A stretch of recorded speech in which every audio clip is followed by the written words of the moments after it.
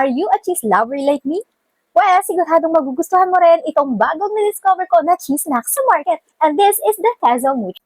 As a cheese lover, talagang na-curious ako kung ano nga ba itong bago na cheese snacks. And ito, ayan. Uy, amoy pa lang, ang sarap-sarap na at alam mong kesong-keso talaga siya.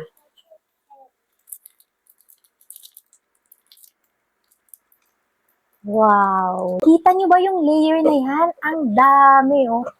Grabe yung layer. I-test na natin.